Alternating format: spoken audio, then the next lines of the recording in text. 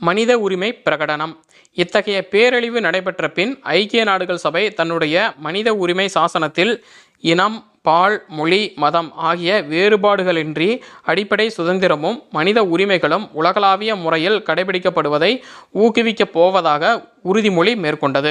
அதாவது என்னென்னா, இந்த பன்னாட்டு முகமைகள் அப்படின்னு சொல்லி முன்னாடி பார்த்தோம். அதில் வந்து பார்த்திங்கன்னா ஐக்கிய நாடுகள் சபை, அதாவது ஐநா சபை, உலக வங்கி, பன்னாட்டு நிதியம், இன்டர்நேஷ்னல் மானிட்டரி ஃபண்ட்ஸ், அந்த மாதிரியான அமைப்புகள் வந்து உருவாக்கப்பட்டுச்சு இல்லையா. இதில் வந்து பார்த்திங்கன்னா இவ்வளோ பெரிய பேரழிவு நடந்ததுக்கப்புறமா அந்த ஐநா சபை வந்து பார்த்திங்கன்னா அந்த மனித உரிமைகள் சாசனம் அப்படின்னு சொல்லி ஒரு முடிவு எடுக்கிறாங்க.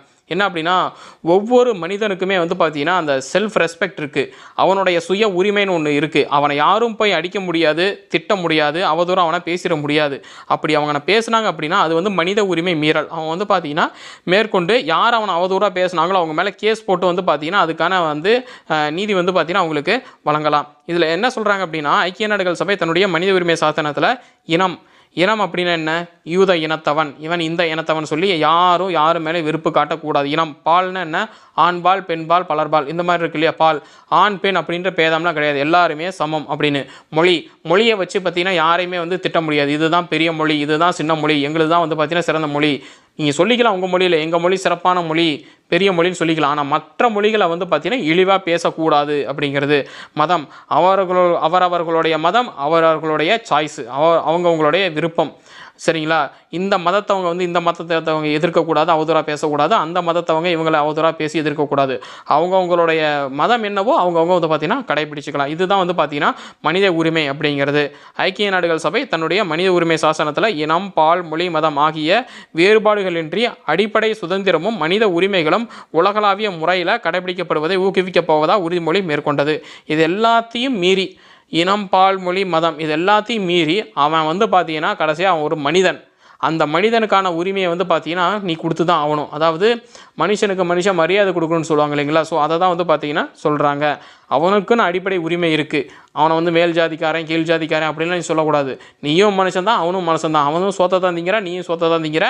அவனும் அதே தண்ணியை தான் குடிக்கிற, நீயும் தண்ணி தான் குடிக்கிற. உயிர் வாழ்கிறதுக்கு எல்லாருமே தேவையான விஷயம் ஒரே ஒரு விஷயந்தான். நீ பணக்காரனாக இருக்கிறதுனால வந்து பெரிய ஆளோ, அவன் ஏழையாக இருக்கிறதுனால சின்ன ஆளோ அப்படின்லாம் கிடையவே கிடையாது. மனிதன் இஸ் ஈக்குவல் டு மனிதன் அப்படின்னு வந்து பார்த்தீங்கன்னா ஐநா சபை ஒரு உறுதிமொழி மேற்கொள்கிறாங்க. உலகளாவிய முறையில் மனித உரிமைகளை காப்பாற்றுவதற்காக ஐக்கிய நாடுகள் சபை மேற்கொண்ட முயற்சிகளின் விளைவாக மனித உரிமைகள் ஆணையம் வந்து பார்த்திங்கன்னா உருவாக்கப்பட்டுச்சு. ஒவ்வொரு நாட்டிலையும் இந்த மனித உரிமைகள் ஆணையம் வந்து பார்த்திங்கன்னா இருக்கும். நமக்கு ஏதாவது வந்து பார்த்திங்கன்னா சட்டத்தாலேயோ இல்லை பக்கத்தில் ஏதாவது ஒரு மனித உரிமை மீறப்பட்டது, என்னுடைய வந்து மரியாதை வந்து மீறப்பட்டுடுச்சு அப்படின்னு தெரிஞ்சால் நீங்கள் மனித உரிமை ஆணையத்தில் வந்து பார்த்தீங்கன்னா நீங்கள் கம்ப்ளைண்ட் பண்ணலாம். ஸோ இதனுடைய விளைவாக வந்து பார்த்தீங்கன்னா மனித உரிமைகள் ஆணையம் வந்து உருவாக்கப்பட்டது. இவ்வமைப்பால் உருவாக்கப்பட்ட குழு ஒன்றுக்கு மறைந்த குடியரசுத் தலைவர் பிராங்க்லின் ரூஸ்வெல்ட்டோடைய மனைவியார் எலினார் ரூஸ்வெல்ட் வந்து பார்த்தீங்கன்னா தலைமை வகித்தாங்க. அதாவது இந்த அமைப்பால், மனித உரிமைகள் ஆணையம் அப்படின்ற அமைப்பால் உருவாக்கப்பட்ட குழு ஒன்றுக்கு மறைந்த குடியரசுத் தலைவர் பிராங்க்லின் ரூஸ்வெல்ட்டோடைய மனைவியார் எலினார் ரூஸ்வெல்ட் வந்து தலைமை வகித்தாங்க. அதாவது இந்த ஐநா சபை அப்படின்னு அமைப்பால் உருவாக்கப்பட்ட குழு ஒன்றுக்கு இவங்க வந்து எலினார் ரூஸ்வெல்ட் அப்படிங்கிறவங்க தலைமை வகித்தாங்க. இவங்க மறைந்த முன்னாள் குடியரசுத் தலைவர் பிராங்க்லின் ரூஸ்வெல்ட்டோடைய மனைவியார். ஆணைய குழுவில் உறுப்பினராக இப்போ ஒரு குழு அமைச்சு அவங்களுக்கு வந்து இவங்க தான் தலைவர்னு சொல்லிட்டாங்க, எலினார் ரூஸ்வெல்ட் தான் தலைவர்னு சொல்லிட்டாங்க. ஸோ அவங்களுக்கு கீழே வந்து பார்த்திங்கன்னா உறுப்பினர்கள் இருக்கணும் இல்லைங்களா. எந்த ஒரு குழுவாக இருந்தாலும் உறுப்பினர்கள் இருக்கணும். ஸோ அந்த ஆணைய குழுவில் உறுப்பினர்களாக யார் யார் இருக்காங்கன்னு பாருங்கள். சார்லஸ் மாலிக், இவர் வந்து பார்த்தீங்கன்னா லெபனான் நாட்டுக்காரர். சார்லஸ் மாலிக் அப்படிங்கிறவர் ஒரு உறுப்பினர். அப்புறம் பிசி சாங் அப்படிங்கிறவர் தேசியவாத சீனாவுடைய நாட்டுக்காரர். அப்புறம் ஜான் ஹம்ப்ரி அப்படிங்கிறவர் கனடா நாட்டுக்காரர். அப்புறம் ரெனோ காசின் அப்படிங்கிறது பிரான்ஸ் நாட்டுக்காரர். இவங்க எல்லாமே வந்து பார்த்தீங்கன்னா அந்த ஆணையத்தில் உறுப்பினர்களாக இருந்திருக்காங்க.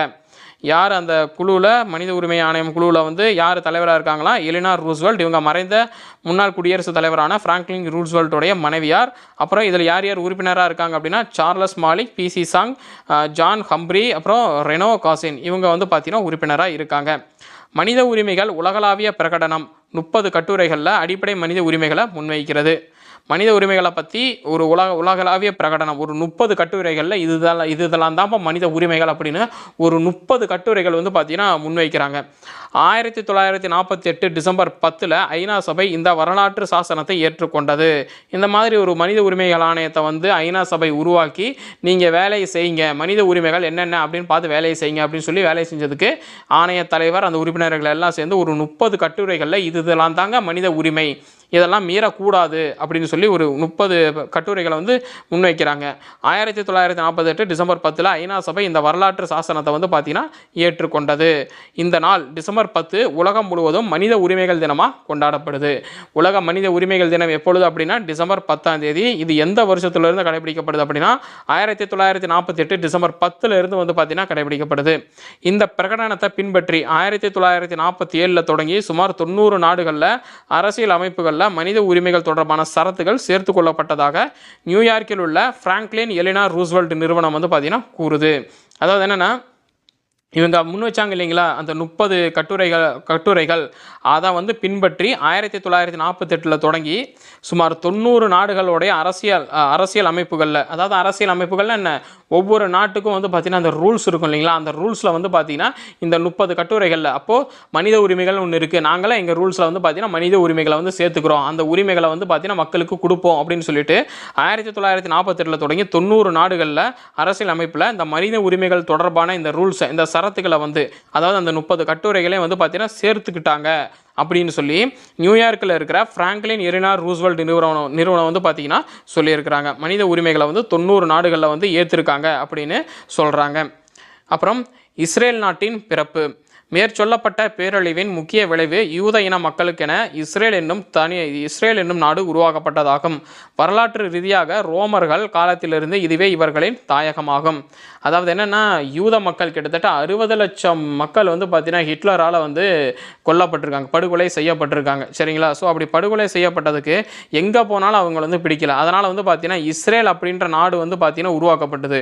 இங்கே வந்து பார்த்தீங்கன்னா யூதர்கள் நீங்கள் இருந்துக்குங்க அப்படின்னு. அதான் மேற்சொல்லப்பட்ட பேரழிவின் முக்கிய விளைவு யூத இன மக்களுக்கென இஸ்ரேல் என்னும் நாடு உருவாக்கப்பட்டது.